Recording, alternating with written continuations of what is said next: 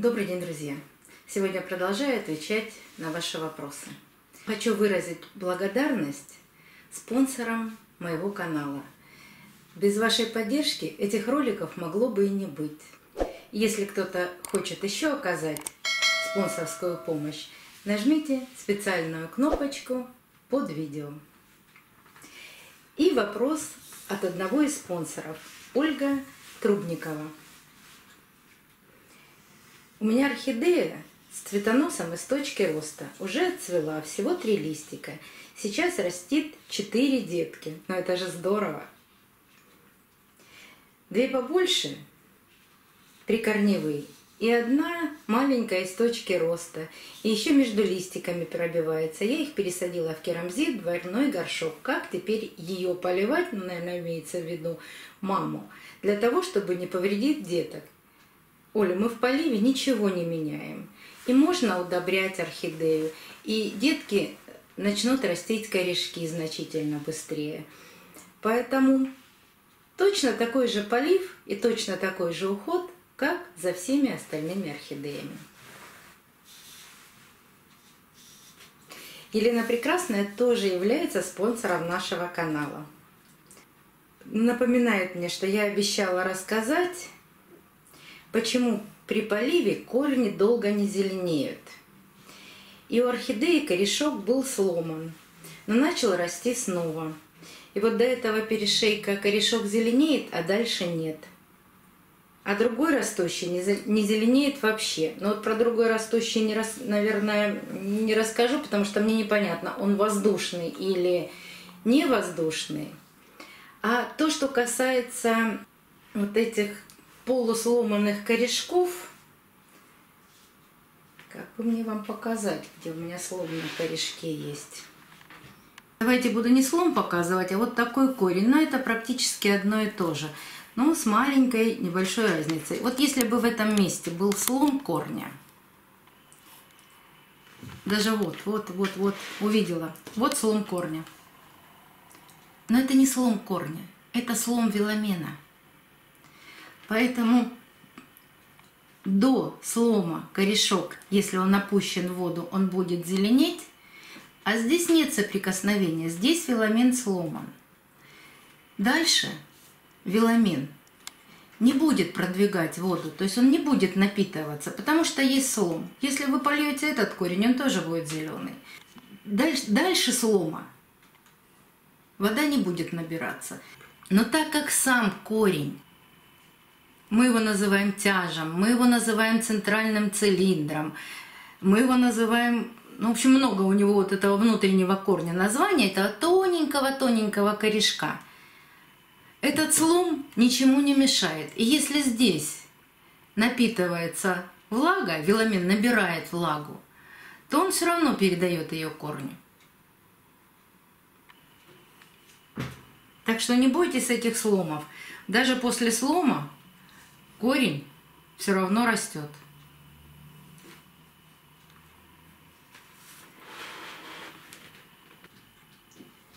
А почему при поливе долго не зеленеют корни? Мы же всегда хорошо очень высушиваем и грунт, и сами корни, чтобы они стали серые.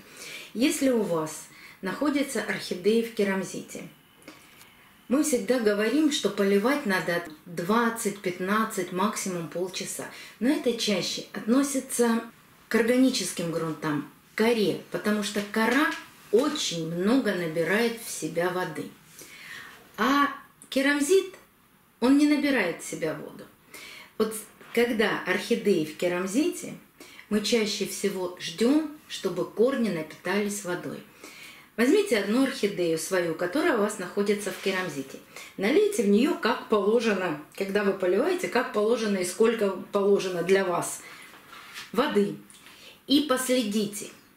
Нужно, чтобы все корни стали ярко-зелеными. Разные растения, даже в разных размерах горшка. Разные просушки. Одни напитываются через 30 минут корни и становятся ярко-зелеными. Одни через час, одни через полтора.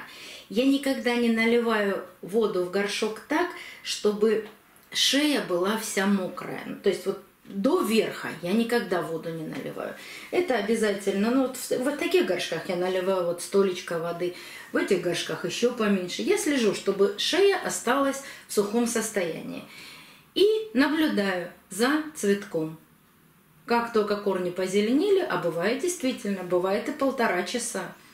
Но зато они у меня потом стоят неделю, 2, с зелеными хорошими корнями до следующего полива. Поэтому просто наблюдайте за своими орхидеями. Наверное, я очень часто это говорю, но все приходит с опытом и с наблюдением. И если у вас орхидея в керамзите, она простоит 1-1,5 часа. Если вода не касается основания орхидеи, если нет возможности загнить орхидею изнутри, тогда не бойтесь. Ничего страшного в этом нет. Пусть орхидея простоит и 1-1,5 часа. Увидели корни такие красивые, зеленые, насыщенные. Все, выливаем воду. Азара. Правильно ли я поняла, что профилактика плановая? Это из-под видео о плановой обработке орхидей от вредителей. Как часто ее проводить? Всегда задавалась вопросом, как вы поливаете такое большое количество орхидей с учетом того, что советуете поливать только когда корни становятся серебристыми или светлыми. Неужели заглядываете в каждый горшок перед поливом? И как запоминаете, в каком положении они стояли на полках? Я стараюсь выставить орхидеи на полке приблизительно в одних горшках, то есть одного размера горшки. Или такие, или маленькие. Или первая часть орхидеи стоит в маленьких горшках, другая в горшках побольше. Как я запоминаю? Да запомнить, вы же понимаете, что запомнить невозможно. Я снимаю орхидею с полки. Сейчас я это сделаю.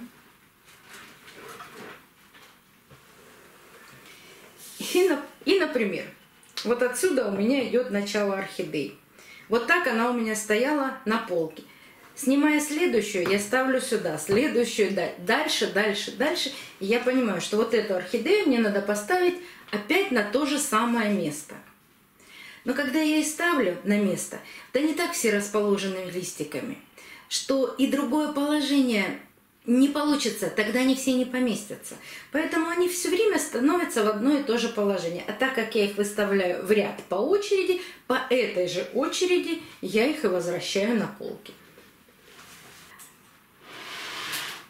В одинакового размера горшках орхидеи просыхают одинаково. Ну, день плюс, день минус не играет никакой роли. Как часто я провожу обработки? Весной, летом, осенью я провожу раз в 1,5 месяца. Потому что это лето. У нас лето начинается с апреля. Начинаются всякие букашки-таракашки, которые лезут во все окна и даже в сетки от комаров. Вся эта мелочь проникает в комнату. Приблизительно до середины июня, пока нет зноя, окна всегда открыты. А уследить за такой огромной коллекцией, больше 200 орхидей, я не могу действительно заглядывать в каждый горшочек и не могу каждую букашку там найти. Поэтому я их и обрабатываю. И это происходит где-то до середины-конца октября. С конца октября у нас начинается осень, температура опускается на улице до 10 градусов тепла. Естественно, все букашки начинают засыпать, погибать, или что у них там происходит в природе с ними. И зимой я провожу обработку всего 1 раз, приблизительно где-то в середине января. Почему я всегда делаю упор на клещей? У нас очень жаркая погода и очень мало влажности. Во влажных регионах клеща можно только принести откуда-нибудь вместе с новой орхидеей, поэтому мы всегда говорим о карантине. А у нас этот клещ Но я как-то в прошлом году показывала с балкона, вот так поворачивали камеру, у нас сплошные деревья. У меня буквально 2 метра от окна находятся тополя, липы. И, ну, это не лес, конечно, нет. Но очень близко находятся все деревья. Поэтому к нам может залететь все, что угодно. А если появился клещ, это еще та беда. Поэтому я делаю профилактические обработки. Даже трипс меня не пугает. Потому что я в прошлом году трипса увидела воочию, как он залез в пазуху листа. Я провожу плановые обработки. Я обработала, но 3 орхидеи он успел покусать. Хотя я его схватила и убила. Я его каким-то образом пинцетом ухватила, когда он выскочил. Он такой шустрый. Он выскочил на листик. Я его ухватила и убила. Но что он успел сделать? Успел. Поэтому летом, вот именно в жарких, засушливых регионах, я считаю, что нужно проводить. Да и вообще с большой коллекцией нужно проводить плановые обработки. Ольга Вавилова. Елена, вы не добавляете прилипатель или зеленое мыло? У меня есть вот такой прилипатель Липосан. 6 лет назад я заказывала его в интернет-магазине. Сейчас он появился и у нас в продаже. Я его использовала 1 раз, 1 пакетик. А особого эффекта прилипания я не увидела, потому что здесь написано 1 пакет сначала разводим на 2 литра воды, а по листу вот этот пакетик на 10 литров воды. Сказать, что все капельки прилипли? Нет. Они точно так же скатывались, как я вам показывала в видео об обработке. А больше всего, что мне не нравится в этом прилипателе, а где его состав? Здесь нет состава. Что они используют в этом прилипателе? О, помощники пришли. По крайней мере, их слышно сегодня. Что здесь? Зеленое мыло, дегтярное мыло или еще какой-то химикат? Сема, здравствуй. Нет, Сем, не надо в камеру. А то сейчас придет еще один товарищ. Сема, все, лег. Лежать. Молодец, все.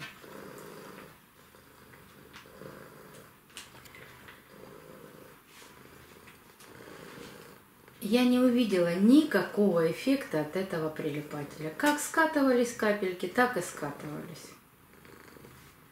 Поэтому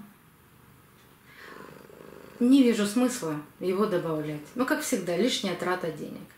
А зеленое мыло, оно тоже там разводится точно так же, как и прилипатель, там 5 грамм на 10 литров воды, опять же. Ну, не вижу в этом смысла. Те препараты, которые я вам показывала в этом видео, они все проникающие по листу. То есть, если вы обработали лист с 2 сторон, вообще замечательно. Но они проникают даже на внутреннюю часть, если вы опрыскали лист только сверху. Поэтому, ну, я не могу сказать, что ни в коем случае нельзя этим пользоваться. Но если вам нравится, попользуйтесь. Мне не понравилось, поэтому я не стала дальше. Этот пакет, здесь даже видно, что он у меня с 15-го года. Вот здесь надпись. Он годен, вернее, до 15-го года. Вот представьте, что я его просто не выбросила. Но зато есть что вам показать, не покупать еще один.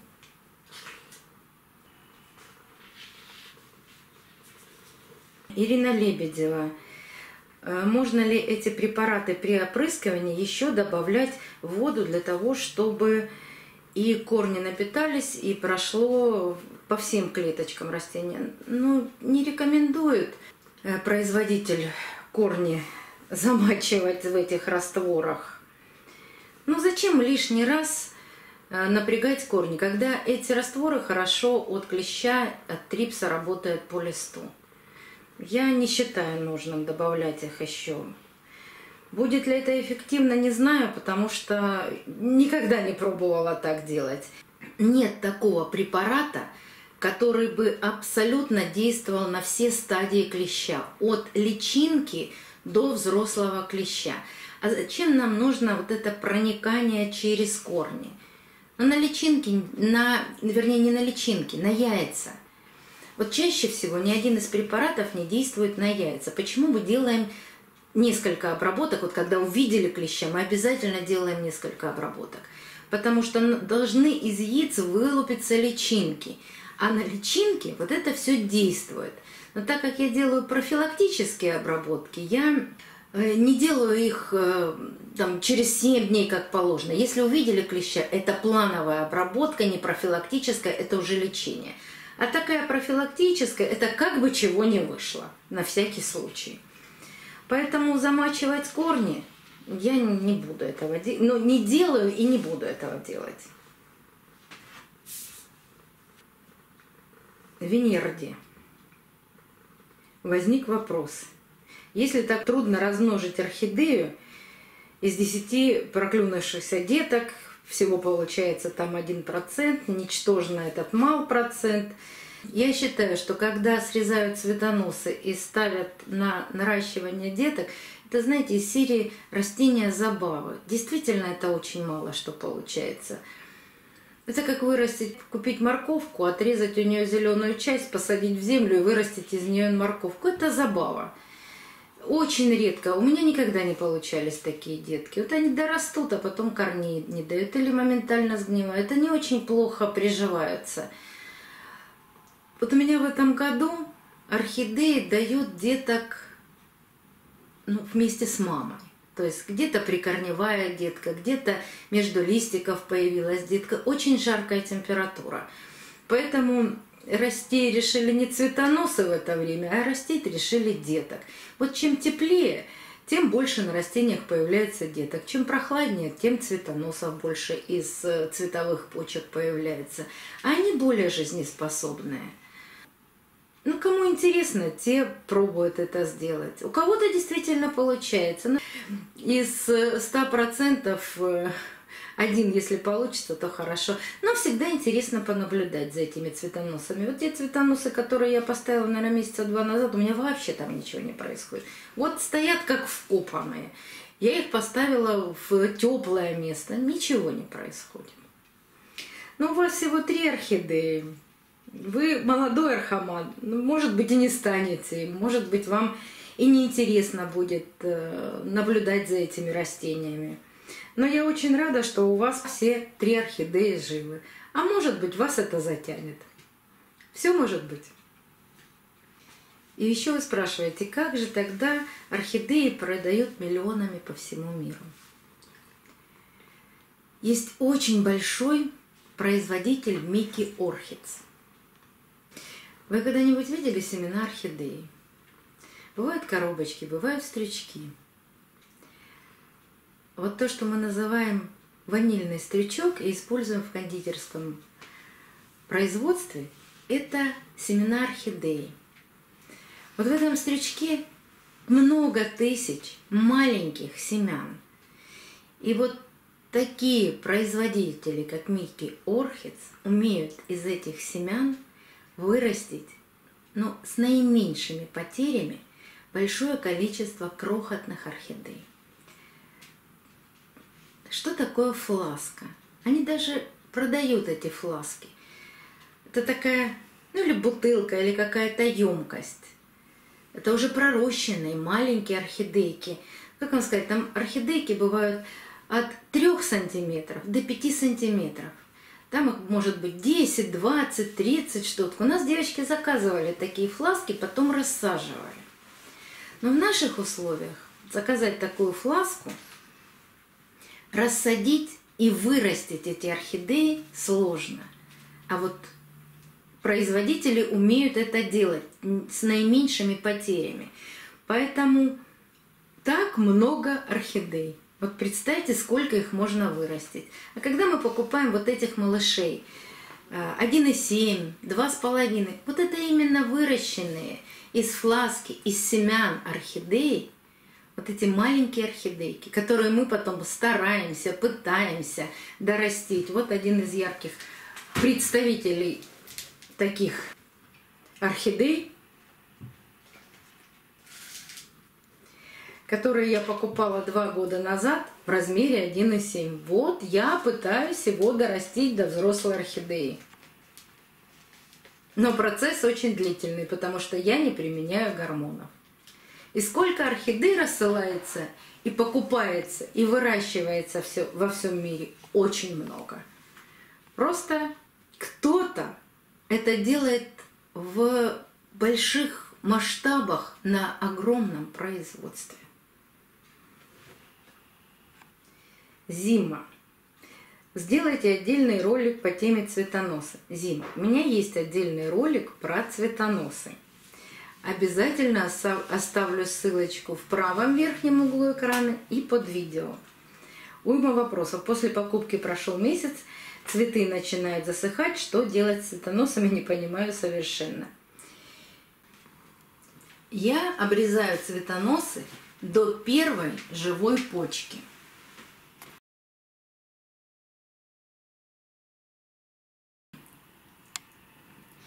Если орхидея куплена зимой и отцвела, я даю возможность этим цветоносам, ну, или пробудить почку, или как у меня в тепле стояла, дали детку на этих цветоносах. Но если ничего до октября не происходит, я убираю эти цветоносы до первого вот здесь узелка. Вот чуть выше на сантиметр. Вот так срезаю. Для того, чтобы дать возможность орхидеи зимой или ближе к весне зацвести. Ну и посмотрите ролик, там я подробно рассказываю об этих цветоносах. Ленок ХМ.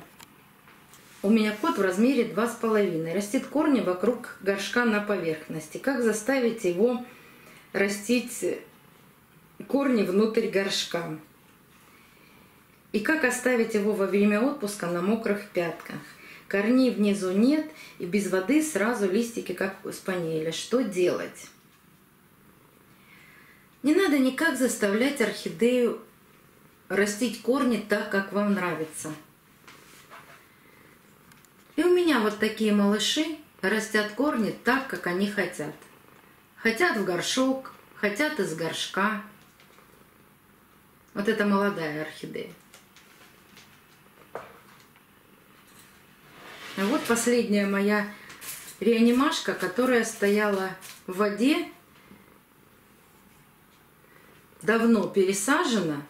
И смотрите, все корни растут вверх.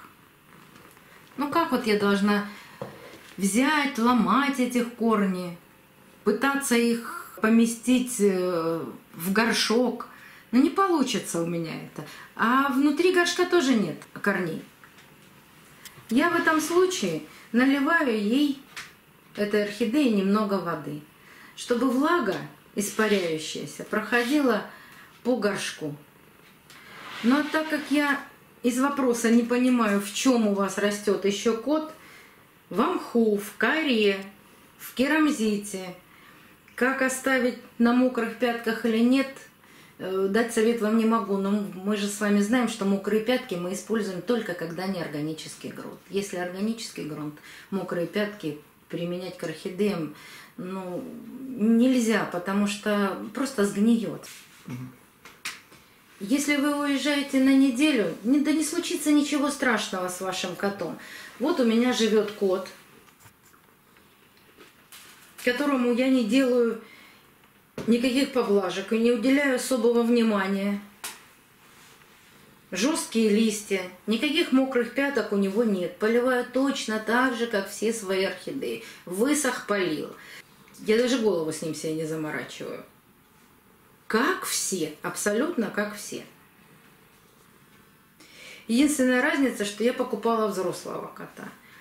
Не могу сказать, что когда он стоит на просушке, он теряет тургор-листики. Нет, вот жесткие, хорошие листья. Но если есть возможность, и вы переживаете за своего котика, попросите кого-нибудь хотя бы один раз за ваш отпуск полить. Если это неделя, ничего, никого не просите. Если это 2 недели, пусть польют или хотя бы опрыскают корни верхние. Татьяна Семенова. Пересадила орхидеи в горшок побольше весной. А сейчас у него внизу уже проросли корни наружу. Что делать? Еще раз пересаживать? Боюсь, что при более поздней посадке я их все переломаю. И еще один вопрос. У вас воздушные корни на видео не сохнут, а у меня сохнут и деревенеют. Как сохранить их? Зеленые засохшие корни, короткие и не растут. Спасибо. Так, сейчас. Ну, давайте еще раз покажу кота. Я его тоже пересаживала, ну не этой весной, наверное, прошлой осенью. Вот так вырастают корни. Ну и пусть вырастают. Когда у вас орхидея вырастет из самого горшка, только после этого мы делаем пересадку. Пусть растут. Зачем лишь, если у вас хорошо растет орхидея, зачем лишний раз тревожить корни? А может быть, она у вас будет расти и год, и два в этом горшке. И в какой-то прекрасный момент эти корни погибнут сами собой, потому что у любого корня есть срок жизни от полугода до 2,5 лет. У меня у многих орхидей так растут корни. Если действительно требуется пересадка, тогда я пересаживаю. Но вот в этом горшке такие дырочки большие. Очень аккуратно можно вытащить эти корни. А как-то вам недавно показывала, малышей пересаживала. Я там просто вырезала кусочек пластика и тоже вынула корень. А то, что касается воздушных корней, если корни действительно сохнут и деревенеют, может быть, им что-то не нравится, не надо их опрыскивать. Они не жизнеспособные корни. Давайте покажу вот такую орхидею. Вот она у меня стоит цветущая. У нее есть вот такие шикарные корни. Ну, просто шикарные. Это новые корни, которые она примерно растит, ну, месяца 4, наверное. Есть еще одни корни. Сейчас с этой стороны. Они тоже большие. Я бы сказала, даже огромные. Давайте подниму, наверное. Вот такие огромные корни, которые растут из горшка. Ну, сверху горшка. В какой-то момент она закуклила вот этот корень. Почему это происходит? Может быть, я дотронулась руками до растущего корешка. А на наших руках может быть и жир, и все что угодно. И корням это не нравится. И вот этот корень такой же, он закуклился. Но так как я стараюсь вообще не дотрагиваться до таких корней, они начали растить снова. Иногда бывает при поливе какое-то неаккуратное движение, и по столу там проехал этот молодой корень. Поэтому я стараюсь как можно меньше трогать эти корни. А то, что у вас, если действительно корни сохнут от шеи, обрежьте их. Сухие корни я все обрезаю. Но орхидеи могут все быть разными. Вот одни корни у кота, а вот другие. Видите разницу в этих корнях? Смотрите, какие у разных орхидей разные корни. Сёма, не трогай корни. Одни толстые, другие тонкие. У кота более сухие эти корни.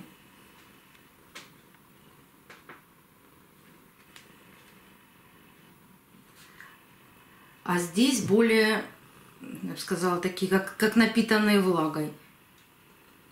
Но при этом я не опрыскиваю эти корни, ничего с ними не делаю. Может, у вас просто еще молодая орхидея, которая растит тоненькие корни. Когда она станет старше, вот этой орхидеи коту, наверное, 3 года, если считать с момента его не покупки, а с того момента, когда его начали растить. А вот этой орхидее 5 лет. Вот этой розовой орхидейки. Поэтому у нее корни более взрослые и растут более толстые. Все орхидеи разные. Ну, как всегда, все орхидеи разные. Начнете орхидею удобрять, она повзрослеет немного и будет растить вам хорошие, замечательные, толстые корни. У меня очень сухо в квартире, корни я не опрыскиваю, но вот такие растут. Большое спасибо всем моим подписчикам. Мне было так интересно читать ваши рассказы под прошлым видео, ответы на вопросы. Вы начали общаться друг с другом, делиться своим опытом. Это так замечательно, мне очень понравилось. Если и вам это понравилось, делитесь дальше своим опытом под вопросами, которые задают новички. До новых встреч, друзья! Увидимся на канале!